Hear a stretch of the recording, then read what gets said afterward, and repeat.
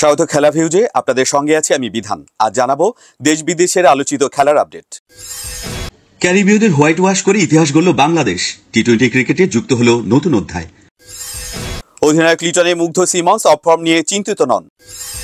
অবশেষে নির্ধারিত হলো চ্যাম্পিয়ন্স ট্রফির ভাগ্য।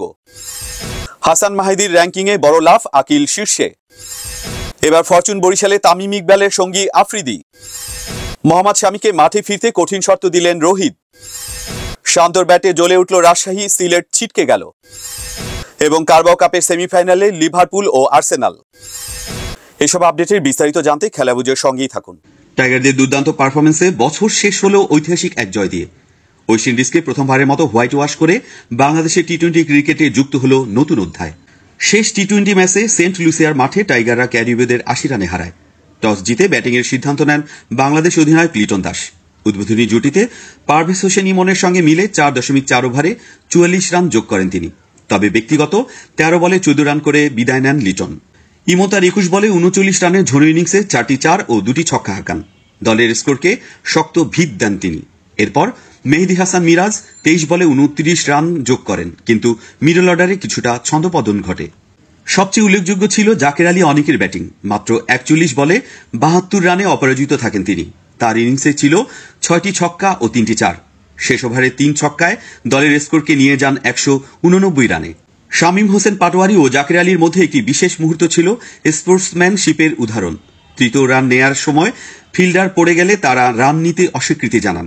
তবে রান আউট হয়ে শামীম 4 বলে 2 রানেই বিদায় নেন। জবাবে ব্যাট করতে নেমে ক্যারিবীয়রা চাপে পড়ে যায় শুরু থেকেই। প্রথম ওভারে তাসকিন আহমেদ দলকে প্রথম উইকেট এনে দেন। মেহেদী হাসান ও রিশাদ হোসেন দুর্দান্ত বোলিং করে ক্যারিবীয়দের ব্যাটিং লাইন আপ ভেঙে দেন। ওয়েস্ট ইন্ডিজের জনসন চার্লস 18 বলে 23 রান ও নিকোলাস পুরান 10 বলে 15 রান করলেও তা যথেষ্ট ছিল না। রোমারিও শেফার্ডের 27 বলে 33 রানের ইনিংস কিছুটা লড়াইয়ের চেষ্টা করলেও দলকে হাত থেকে রক্ষা করতে পারেনি।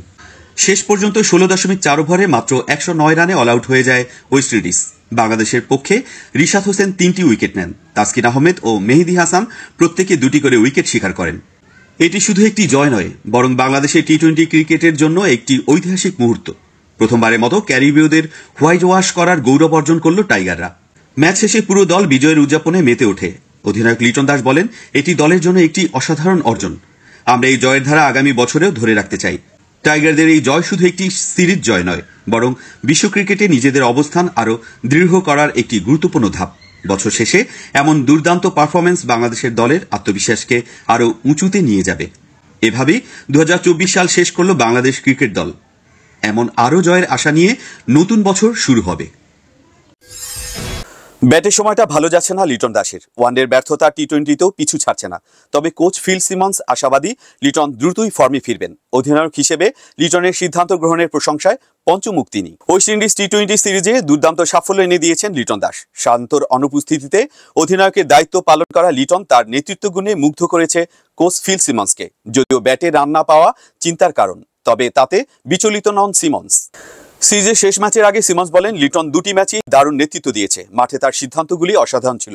যদিও সে রান পাচ্ছেন না, তবু প্রতিদিন সবাই রান করবে না। আমি নিশ্চিত সে দ্রুতই ফর্মে ফিরবে। প্রথম 2 ম্যাচের উইকেট নিয়ে কথা বলতে গিয়ে সিমন্স বলেন, প্রথম ম্যাচে উইকেট ব্যাটিং এর জন্য ভালো ছিল, তবে দ্বিতীয় ম্যাচে যত সময় গিয়েছে উইকেট ধীর হয়ে গেছে। তবু 2 দলের জন্যই সমান চ্যালেঞ্জ ছিল। এদিকে শামীম হোসেন পাটোয়ারির ব্যাটিংয়ে সন্তুষ্ট সিমন্স। প্রথম 2 ম্যাচেই ব্যাট হাতে অবদান রেখে সিরিজ জয়ে ভূমিকা রেখেছেন এই তরুণ। সিমন্স বলেন, শামীম ম্যাচ সেরা হয়েছে, তার পারফরমেন্স দেখে খুশি। সে জানে মাঠে কিভাবে নিজের সামর্থ্য প্রমাণ করতে হয়। চ্যাম্পিয়ন্স ট্রফি নিয়ে দীর্ঘদিনের টানাপোড়েনের অবসান ঘটল। নির্ধারিত হলো কবে এবং কোথায় আয়োজিত হবে ক্রিকেটের অন্যতম এই বড় আসর। 2025 সালের আইসিসি চ্যাম্পিয়ন্স ট্রফি আয়োজিত হবে পাকিস্তানে, তবে হাইব্রিড মডেলে। বিসিসিআইয়ের আপত্তিতে ভারত নিজেদের ম্যাচগুলো পাকিস্তানের বাইরে নিরপেক্ষ ভেন্যুতে খেলবে। ESPN ক্রিক ইনফোর প্রতিবেদন অনুযায়ী Pakistan cricket board PCB hybrid model মেনে নিয়েছে। ভারতের ম্যাচগুলো কোন দেশে হবে তা পিসিবি প্রস্তাব করবে এবং আইসিসি অনুমোদনের পর তা নিশ্চিত হবে। সম্ভাব্য ভেন্যু হিসেবে সবচেয়ে এগিয়ে সংযুক্ত আরব আমিরাত। এদিকে পাকিস্তান জানিয়েছে যে 2027 পর্যন্ত আইসিসি ইভেন্টে তারা ভারতে খেলবে না। একইভাবে ভারতও পাকিস্তানে দল পাঠাবে না। এর ফলে উভয় দেশের ম্যাচগুলো নিরপেক্ষ ভেন্যুতে অনুষ্ঠিত হবে। 2025 চ্যাম্পিয়ন্স ট্রফির পর একই বছরে ভারতে হবে মেয়েদের ওয়ানডে বিশ্বকাপ। 2026 সালে ভারত ও শ্রীলঙ্কা যৌথভাবে আয়োজন করবে ছেলেদের টি-20 বিশ্বকাপ। তবে পাকিস্তানের ম্যাচগুলো হবে শ্রীলঙ্কায়। এছাড়া 2028 সালে মেয়েদের টি-20 বিশ্বকাপও পাকিস্তানের হাইব্রিড মডেলে আয়োজিত হতে পারে। তবে পরিস্থিতি আরও জটিল হতে পারে। ভারত ও পাকিস্তানকে নিয়ে ত্রিদেশীয় বা 4 দলীয় টুর্নামেন্ট আয়োজনের সম্ভাবনাও রয়েছে। আইসিসির সম্মতিতে এই টুর্নামেন্টও হতে পারে নিরপেক্ষ ভেন্যুতে। ভারত ও পাকিস্তানের দ্বন্দ্বের মধ্যেই ক্রিকেট ভক্তদের নজর থাকবে আসন্ন চ্যাম্পিয়ন্স ট্রফিতে, যেখানে হাইব্রিড মডেল এক নতুন দৃষ্টান্ত স্থাপন করতে চলেছে। ওয়েস্ট ইন্ডিজের বিপক্ষে টি-20 সিরিজে বাংলাদেশের বোলারদের দুর্দান্ত পারফরমেন্সের প্রভাব পড়েছে আইসিসি র্যাঙ্কিংয়ে। বড় লাভ দিয়েছেন হাসান মাহমুদ এবং শেখ মাহিদি হাসান। আইসিসির সাপ্তাহিক হালনাগাদ র্যাঙ্কিং অনুযায়ী হাসান মাহমুদ 38 ধাপ উন্নতি করে উঠে এসেছেন 47তম স্থানে। অন্যদিকে শেখ মাহিদি হাসান 18 ধাপ এগিয়ে পৌঁছেছেন 23তম স্থানে। প্রথম টি-20তে হাসান নিয়েছিলেন 2 উইকেট, দ্বিতীয় ম্যাচে পেয়েছেন 23 রানে 1 উইকেট। ধারাবাহিক পারফরমেন্সে তাকে এই উন্নতি এনে দিয়েছে। অন্যদিকে মাহিদি প্রথম ম্যাচে 4 উইকেট তুলে নিয়ে হয়েছিলেন ম্যাচ সেরা। দ্বিতীয় ম্যাচেও 20 রানে 2 উইকেট নিয়ে দলের জয়ে বড় ভূমিকা রাখেন। বাংলাদেশের মধ্যে সবচেয়ে ভালো অবস্থানে আছে পেসার তাসকিন আহমেদ। 3 ধাপ এগিয়ে 18তম স্থানে উঠে এসেছেন তিনি। প্রথম ম্যাচে 2 উইকেট এবং দ্বিতীয় ম্যাচে 3 উইকেট নিয়ে এই উন্নতি করেছেন তাসকিন। এদিকে ওয়েস্ট ইন্ডিজের বাহাতি স্পিনার আকিল হোসেন টি-20 র্যাঙ্কিংয়ে শীর্ষস্থানে উঠে এসেছেন। 3 ধাপ এগিয়ে আদিল রশিদ, ওয়ানিন্দু হাসারাঙ্গা এবং অ্যাডাম জাম্পাকে পেছনে ফেলেছেন আকিল। এটি ওয়েস্ট ইন্ডিজের ইতিহাসে প্রথমবার কোনো বোলারের টি-20 র্যাঙ্কিংয়ে শীর্ষে ওঠার নজির। তবে বাংলাদেশের ব্যাটসম্যানদের র্যাঙ্কিংয়ে তেমন কোনো পরিবর্তন আসেনি। ব্যাটিংয়ের উন্নতির জন্য এখনও অপেক্ষা করতে হচ্ছে টাইগারদের। বাংলাদেশের বোলারদের ধারাবাহিক পারফরমেন্স নিশ্চয়ই দলকে এগিয়ে নিতে বড় ভূমিকা রাখবে। বাংলাদেশ প্রিমিয়ার লিগ বিপিএল 2024-এর বড় এক যোগসূত্র সৃষ্টি হয়েছে। কুমিল্লা ভিক্টোরিয়ান্সের হয়ে খেলতে না পারা পাকিস্তানের তারকা পেসার শাহিন শাহ আফ্রিদি এবার খেলবেন ফরচুন বরিশালে, যেখানে আছেন বাংলাদেশের প্রখ্যাত ওপেনার তামিম ইকবাল। পরবর্তী বছরগুলোর মতো এবারও আফ্রিদির উপস্থিতি নিয়ে কিছু জটিলতা ছিল। প্রথমে চোটের কারণে বিপিএলে অংশ নিতে পারেননি তিনি। এরপর সুস্থ হয়ে ফিরলেও পাকিস্তান ক্রিকেট বোর্ড পিসিবি তাকে খেলতে অনুমতি দেয়নি। তবে এবারের আসরে এসব বাধা কাটিয়ে আফ্রিদি খেলবেন বিপিএলে। ফরচুন বরিশাল এবার তাকে দলে নিয়েছে এবং পিসিবি তাকে 15ই জানুয়ারি পর্যন্ত খেলতে অনুমতি দিয়েছে। তবে পুরো বিপিএল জুড়ে আফ্রিদি দলের অংশ হতে পারবেন না, কারণ তার জন্য অনুমতি দেওয়া হয়েছে শুধুমাত্র 30 ডিসেম্বর থেকে 15ই জানুয়ারি পর্যন্ত। গত বছর তামিম ইকবালের নেতৃত্বে ফরচুন বরিশাল বিপিএল চ্যাম্পিয়ন হয়েছিল। এবারও তিনি দলটি গুছিয়েছেন এবং তার নেতৃত্বে আফ্রিদির উপস্থিতি দলটির শক্তি আরও বাড়াবে। এটি ফরচুন বরিশাল এবং তাদের সমর্থকদের জন্য সুখবর, যেহেতু এই দলের শক্তি আরও বাড়লো আফ্রিদির যোগদান নিয়ে। 30 ডিসেম্বর থেকে শুরু হতে যাওয়া বিপিএলে দলের পারফরমেন্সের দিকে এখন নজর থাকবে সবার। ভারতের পেস আক্রমণের অন্যতম স্তম্ভ মোহাম্মদ শামি বর্তমানে মাঠের বাইরে। চলমান বর্ডার গাভাস্কার সিরিজেও তাকে পাচ্ছে না ভারত। তবে ভারতের অধিনায়ক রোহিত শর্মা জানিয়েছেন শামির মাঠে ফেরার জন্য এখনও কিছু শর্ত পূরণ করতে হবে। বিশ্বকাপের পর থেকে ভারতের জার্সিতে আর কোনো ম্যাচ খেলেননি শামি। হাঁটুর ইনজুরিতে পড়ে অস্ত্রোপচার করতে হয়েছিল তাকে। যদিও ঘরোয়া ক্রিকেটে শামি তার ফিটনেস প্রমাণ করেছেন, তবুও রোহিত শর্মাকে জানিয়েছেন তাকে মাঠে ফেরানোর আগে শতভাগ ফিট হওয়া নিশ্চিত করতে হবে।